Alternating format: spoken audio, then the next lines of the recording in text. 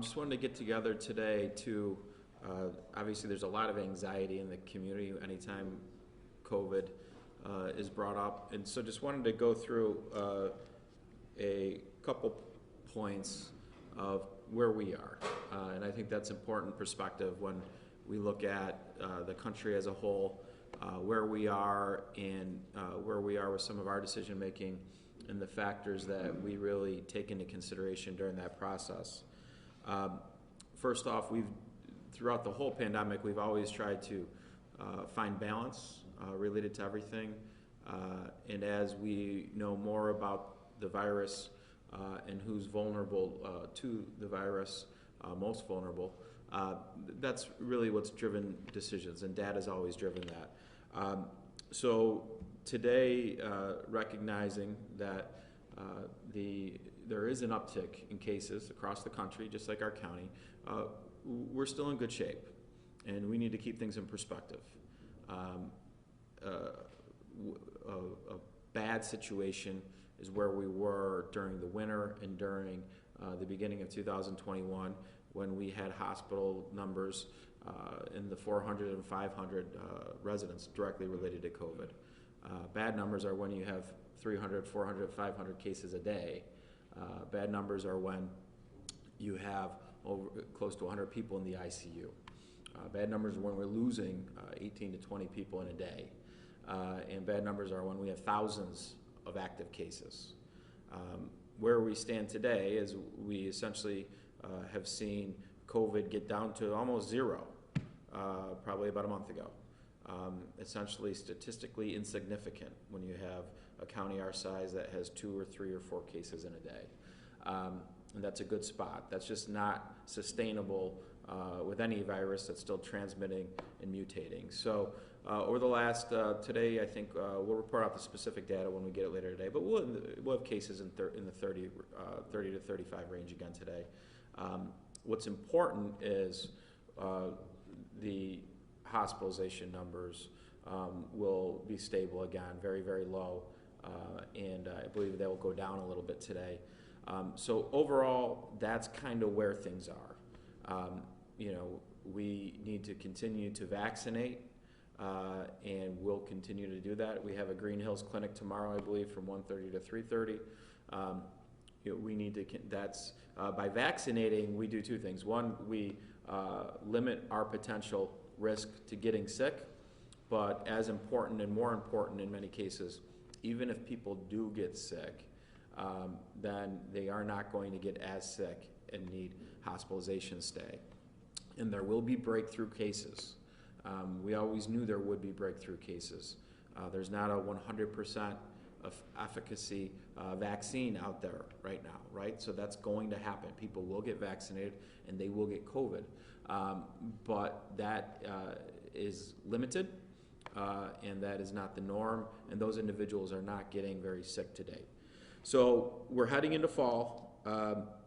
We're going to begin to build up some of the infrastructure that we've had throughout this pandemic. Next week we'll put out community testing sites where people will be able to get rapid tests. In protecting the vulnerable, we'll work with nursing homes and assisted living facilities to make sure their employees are being tested, and we'll help provide those tests to them.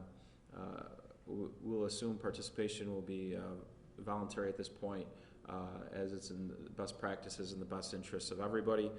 If at some point it doesn't become voluntary, we'll do an executive order and make it voluntary, or make it mandatory. We will do back to school testing for faculty in all the districts, just like we did last year, so that we can try to find any pockets of the virus within staff. But as important, we will have robust testing and screening in schools. And I think that's really important. And we have received federal funding through the state of New York for that program. We'll roll that program out in the next few weeks.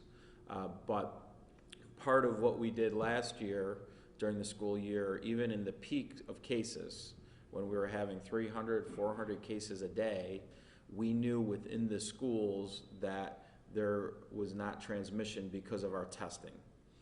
And I think that's really important. So we need to reestablish that data and reestablish that testing. In schools, we saw the screening protocols worked great. If you had symptoms, you didn't go to school, right? That's likely to be the same protocols moving forward as well. Related to some of the moves that are being made in different governments, a vax or test mandate.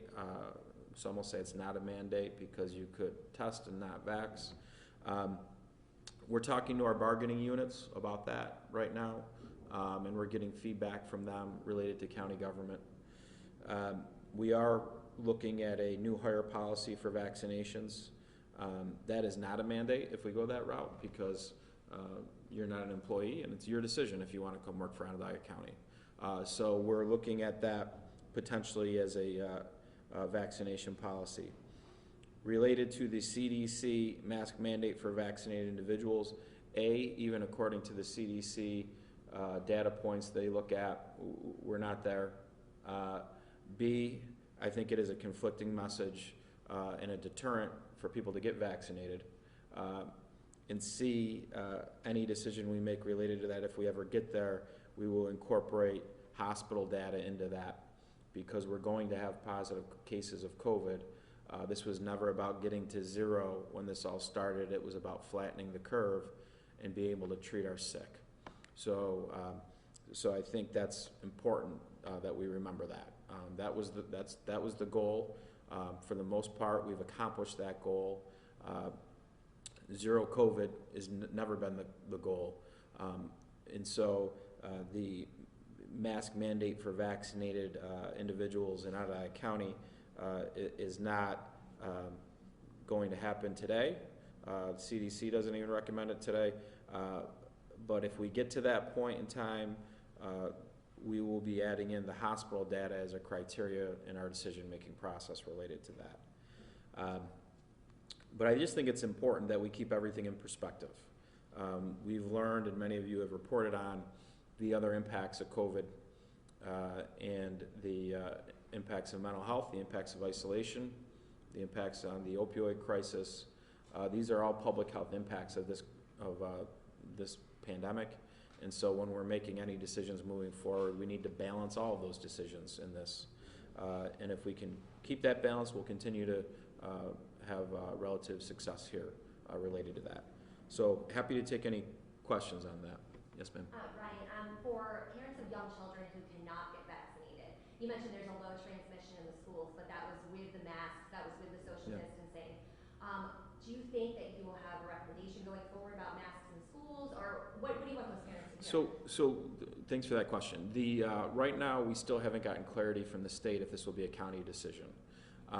If it is a county decision, we'll work with Dr. Gupta and we will put forward metrics that everybody can understand.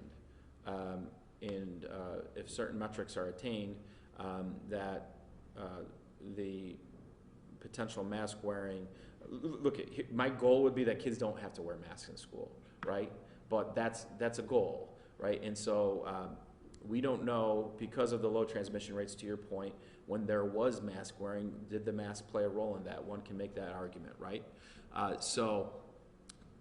think what we need to do is we need to reestablish the data points in what's happening in the buildings, and then from there, certainly unvaccinated, once you establish that data, certainly I would argue that unvaccinated or vaccinated students and or teachers should have that option.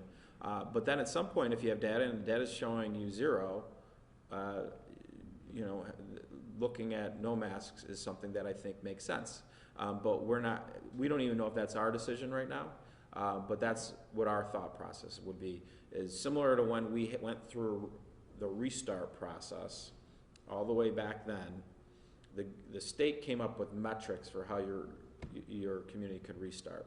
Some of those metrics weren't fair to Onondaga County, because one of them was the testing numbers, because we never had enough sick people to meet those testing numbers. So it was very hard. That wasn't fair to us, but we figured out a way to do it. So we would need to have metrics that would, if it was our decision, that based off of data at this point, no mask for vaccinated, and based off of data at this point, no mask period. And certainly those would need to be really focused in on with a lot of advice from Dr. Gupta and other medical professionals. But right now, that's not our call right now. It could be. There are some indications that maybe it will be. So, Ryan, you're looking at the possibility of an county employee mandate similar to the state, but you're not at that point. Yeah, we're going to look at it, Tim. We believe in the vaccine, and we think it's the tool to, most importantly, that hospital number, making sure that stays very low. But we're not going to just jump to that conclusion yet. We're going to have conversations with our bargaining units. What are your thoughts on this? I don't even know what number of our workforce is vaccinated or not vaccinated. I believe most of our workforce probably is. But this will be a dialogue, and then we'll get to that point when we get there. And then when you spoke, I wasn't sure if you were speaking more broadly about a mask mandate when you said we're not there. As far as the CDC Yeah. recommending mask wearing for vaccinated individuals, A, our data's not there by their metrics, but B, even if it was there, I'm not ready to do that. Are communities mandating? Some communities have started to suggest that they may do that, and the reason why I bring that up is because I get that question from our constituents. Do you have any reason to re-up an executive or a declaration of emergency? No, we have the ability to do executive orders related to this. I think the governor's state of emergency. Without declaring an emergency? I believe so, yeah. And I think the governor's emergency is over, so this falls into county government's roles as far as a countywide response to some of this. Again, what's not clear is schools. Schools are regulated by the state education department. Because there's no state declaration of emergency, does that fall into local guidance or not? If it does, we're prepared with Dr. Gupta and everybody to put out thoughtful guidance with thoughtful metrics that everybody can understand related to some of the more complicated topics like mask wearing. So today will be, it sounds like, the third day this week of a 30-plus caseload. I'm wondering what Dr. Gupta is saying about the prevalence of the Delta variant, how many of those people may be vaccinated, and spread among 30 people. Who's spreading it to whom? And most of, yesterday we had 30 cases, 13 were household contacts, right? So all variants are more contagious than what we're dealing with in 2020. And I think there's, in our county, you still see a blend of variants. And so you will have travel cases, you'll have a case where you'll have somebody who is coming from outside the community to an event, they're not vaccinated, they're carrying COVID, and then you have different spread. So it's a blend, Andrew, and I think that's kind of what it will be. I think and I'll keep pointing back to this number because it was directly correlated for a long period of time, active cases in hospitals. What we're now seeing is our active cases will go up, right? We'll have 3 out of 4 days in the 30s. I haven't gotten a sense what tomorrow will look like. But our hospital number has not really gone up. It's been quite stable. And so if what that is telling us is that we're starting to see the breakthrough cases, remember, from the macro level to date, the breakthrough cases are under probably 3/8 of a percentage point. But if we're starting to, we always said J&J was what, 75% effective, Pfizer 95, Moderna 95. If you're starting to see the breakthrough cases now with some of these variants, we'll see them. They're going to be there. But if they're not getting as sick and they're not going into the hospital, then the vaccine's still being effective. So roughly with that minuscule percentage of breakthrough cases, of 30 new cases, it might be 29 or more unvaccinated. It's still mostly unvaccinated. Yeah, you're seeing, again, your demo of household contacts, a lot of those are usually your kids under 12. If mom or dad or a guardian gets it, then unlike the beginning part of the pandemic, you could isolate in the house and go through those gymnastics to avoid the spread, and it was more effective. Now it's just not that effective anymore. The variants are too contagious. Do we actually have those numbers though? Do we say how many cases each day are among vaccinated people? We're starting to track those numbers specifically. Because that .038, that was a percentage of the vaccinated population, not a percentage of the cases, right? Those are correct. Out of the 293,000 people, we had 300 people that have been tested positive. Correct. Yes. We have with the state fair right before the start of the school year. Obviously, it's in the name, it's a state-run thing, but it is of course happening in this county. Is there anything, or do you have any concerns, or is there any way to ensure that that doesn't lead to any sort of a spike right before kids go back to school? Yeah. Is there any? There's risk in everything, right? So the state's going to make their policy related to any changes at the fair. There's risk every time people get together right now when you have any sort of transmissible virus. Again, our best proactive thing we can do is continue to vaccinate as many people as we can. I think you've seen a little bit of upticking activity since the Delta variants had more of a impact in other states. But again, it's we got to find our balance with all this. And we've learned how to live with this virus. We learned how to live with this virus when things were actually very, very tough. When you're talking about 5,000, cases in a week, that's where we were. We might have been at 6,000 cases in a week, actually. Think about that. Now, even if you averaged out 30 for a whole week, you're talking about 200. So I think people we just gotta remember where we've been and what we've learned, and we'll take that all into best practices. And we're just in a different stage, right? I think some people thought this was just going to go away totally, and we know better, and we'll be ready for it. We'll put in the infrastructure to identify the virus quickly, and then isolate it, and hopefully box in that risk. And there'll still be risk. People are still going on vacation, and there's still things going on. But it's just understanding how to live with this virus, understanding the practices we put in place in the beginning of the pandemic or in the second wave that were effective, and we'll just do it again, and we'll get through it. In Cortland County, a press release from them stated that their contact tracing is showing people are going about their lives, work, or social activities with symptoms. Do you know, that was day one, Symptomatic spread, yeah. of what not to do. Wondering if you're seeing that anecdotally here and Yeah, I saw that, Andrew. I don't think it hasn't been reported to us that that's a huge problem, but a lot of people, because especially those who might be vaccinated, if you have a breakthrough case, you might think you have a little bit of a summer cold because you've been vaccinated. Again, that's why we want to make testing more available and start emphasizing that. I was at a NACO conference, Association of Counties for the National Association. I ran into, you may remember her, Dr. Birx. Dr. Birx said that you need to ramp up your testing going into the fall. And so we're in August. That's what we're going to start doing. And again, if people have that summer cold now, get a test, get a COVID test, and just stop it right there and nip it right there. These will be rapid tests? Yeah, so we'll go through again our Bionex antigen tests. And then during the school year, we have a request for proposals for a testing partner right now that I believe they're due back on August 6th. And then we'll make a decision on who our partner will be for the school-based testing. But there will be a lot of that, and there will be a comprehensive program.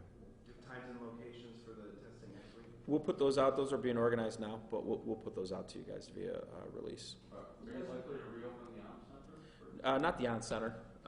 We'll look at other locations. Maybe the Civic Center is one location where we do vaccinations downstairs. As it pertains to testing when it comes to schools, should we expect that to be in school buildings with school districts that opt in, or is it going to be something similar like an NBT bank or anything like that? Yeah, we'll go to the school building, similar to what we did last year. And so we'll go right there. It'll be very easy, very convenient. Again, you know, the data should drive the decisions. That tells us what level of risk is in those buildings with the virus. And you know, again, a lot of the reason why we didn't even see a lot of transmission in the buildings was because of the protocols that were put in place, basic protocols. So certainly the screening, if you have a fever, you stay home. If you got a cough, you're going to stay home. We're still going to have to most likely have those types of protocols again in the start of the school year. What are your volumes looking like at the weekly clinic for vaccination? Not a lot. You know, when we say pickup, you might be looking at 5 to 10 people. We'll get, I think there's a vaccination clinic today over the north side and tomorrow down in Green Hills. Our strategy there is to try to go into areas where there's traffic and offer walk-ups. But again, if you look at, I think I put out earlier in the week, 67.7% I think of the county had been vaccinated, and over adults over 76%, over 18. And you're starting to see those numbers creep up by demographic related to your 12 to 15s and your 16 to 19s, which are good. And so that's what we can do. And that's again, we need to manage expectations. This isn't about getting to zero. We haven't been at zero once on one single day. We're at one. We got to one once. And we probably won't, for a long period of time, get to zero. So our expectations is learning how to live with this virus, to eliminate risk, to protect our vulnerable every way we can, and that's what we can do. You tweeted that people on the fence on the vaccine should just step up and do it. Yeah.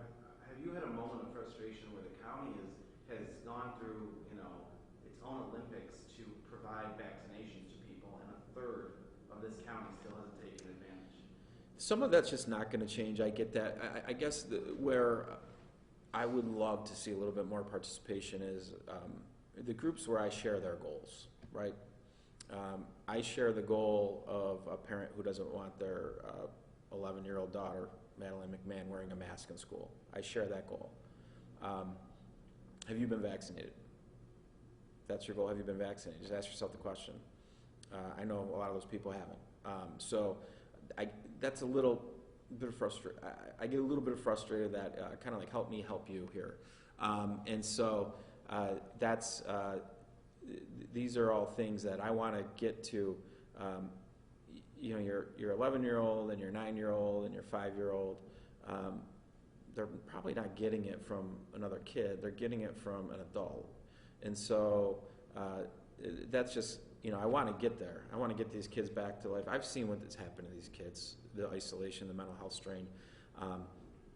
And I want, you know, but to get there, we need the adults to really, you know, step up their game in certain ways.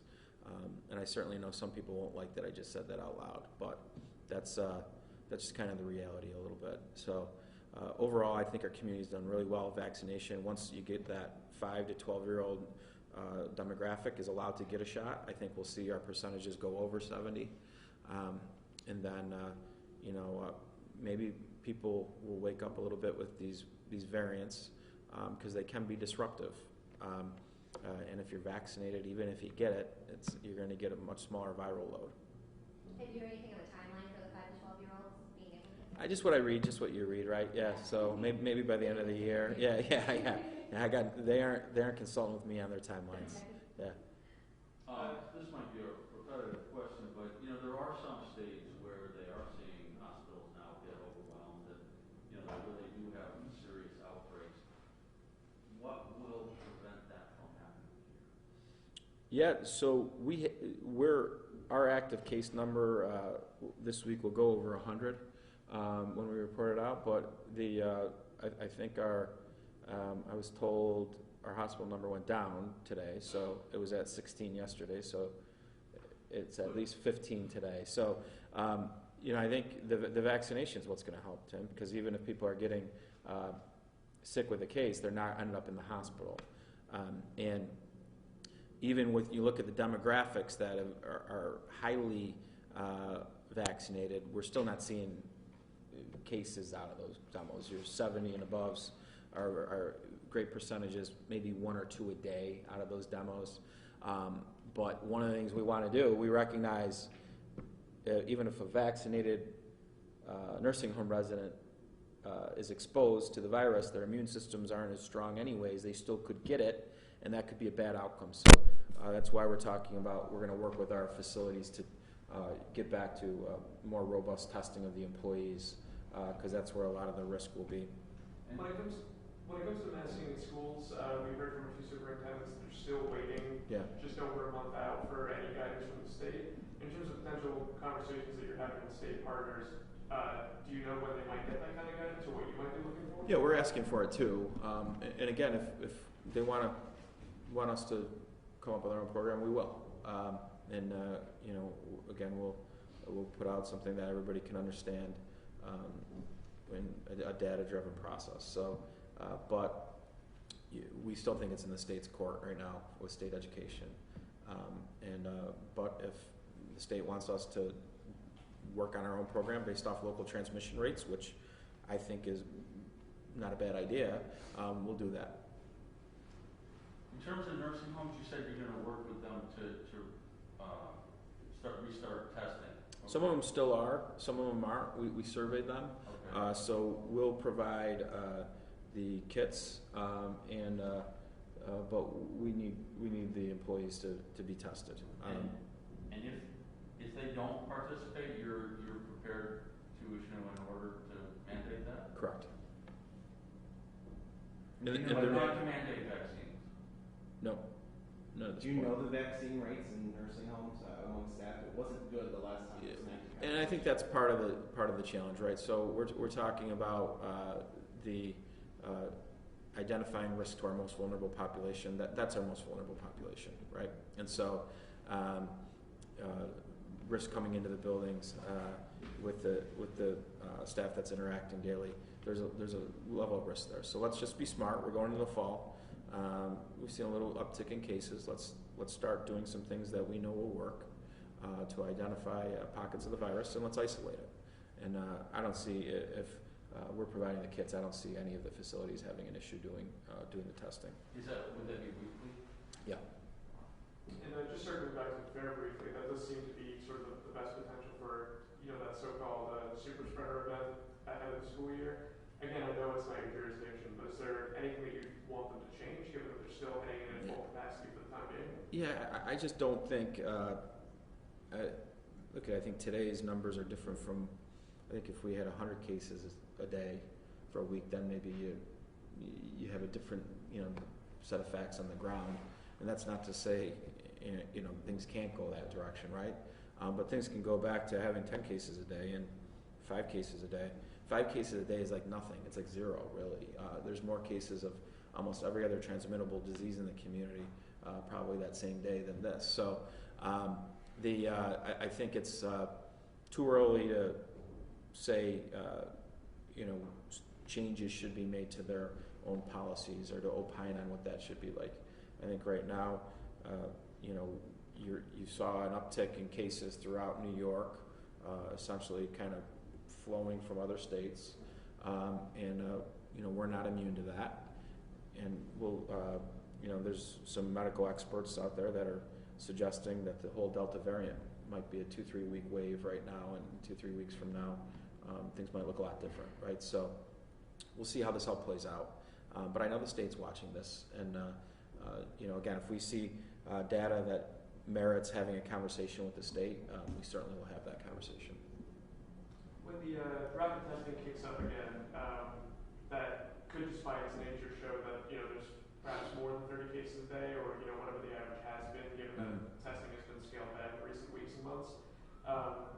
Is that metric something that is going to be important to you, or is it still hospitalizations or deaths or the more so-called extreme cases? Yeah. So look, cases are important, right? But I think the reliance on just that number, when you have asymptomatic cases and then you have cases of people that really aren't, sick, the reliance on that to have mandates on the rest of the public that are punitive to many. You got to have more than just that. And so what was this always about? It was always about the ability to treat our sick. And if our medical infrastructure is intact, that needs to be factored into that. But to your point, our hope would be that with the increased testing, we will identify the virus, and that might mean more cases that we identify in the short term. But that's how we'll get that number all the way down. Is you don't run and hide from cases. You want to identify all the COVID, and you want to isolate it, and you want to starve it out. And if we start doing that now, we'll have success very soon. But again, we could have I haven't seen the data for tomorrow. Tomorrow there could be 6 cases. One day we had 30, the next day we had 6. We had 2. We'll have 30-something cases today, but we'll see what tomorrow looks like.